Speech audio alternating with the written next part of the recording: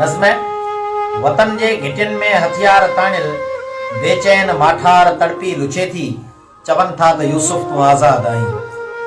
वतन जे घिटियुनि में हथियार ताणियल बेचैन माठार तड़पी लुचे थी चवन था त यूसुफ तूं आज़ाद आहीं।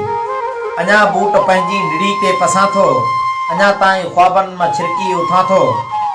सभई मूंखां भाती पुछनि था त छा आहे। नंढो भाउ मुंहिंजो आहे पर साल गुम थियो, उन जे लख़्ते जिगर खे निहारे मसख मुंहिंजी लॻे थी त ॿाहिरि वॾो गोड़ गुमसान थींदे ॿुधां थो। पुछां थो जो निकिरी त ही सभु छा आहे। चवनि था त यूसुफ तूं आज़ाद आहीं। पर साल मुंहिंजे नंढे भाउ लिखियो हो त छेरनि जो छिमकण बि फितरती आहे। पर साल मुंहिंजे नंढे भाउ लिखियो हो त छेरनि जो छिमकण बि फितरती आहे। ऐं पर साल कंहिंखे छिभड़ ते चयो मूं भला रक्स कोई करे थो त छा आहे। नंढी भेण मुंहिंजी पढ़ण लाइ वई थिए, चयाऊं त मुनकिर ऐं काफ़िर ई आहिनि। चयो मुंहिंजे बाबा हयाती असांजी, असांखे रहण ॾियो असां जीअं चाहियूं। चयाऊं वतन जा ऐं गद्दार आहियो। चयो मुंहिंजे बाबा हयाती असांजी, असांखे रहण ॾियो असां जीअं चाहियूं। चयाऊं वतन जा ऐं गद्दार आहिनि के भाॼा बेकार ऐं मकार आहिनि। चयमि आओ सभु कुझु मगर ऐं ॿुधायो अव्हां वटि भला को वफ़ादार आहे। जे नाहे त पोइ ही गुमसान छा आहे। चयाऊं त यूसुफ तूं आज़ाद आहीं।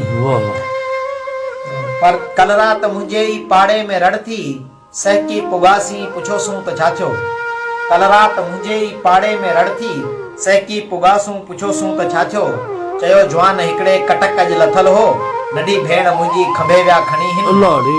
कल रात मुंहिंजे ई पाड़े में रड़ थी सहकी पुगासूं पुछोसूं त छा थियो।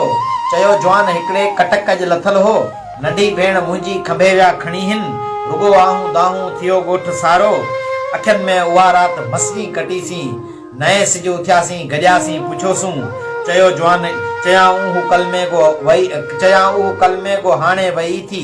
चयमि भाउ मुंहिंजे बि कलमो पढ़ियो हो, उन जो त नालो को निशान नाहे। ॾाढ़ियुनि बूटनि ऐं नारनि जी रड़ में चयाऊं त यूसुफ तूं आज़ाद आहीं। चयाऊं त यूसुफ तूं आज़ाद आहीं। चयाऊं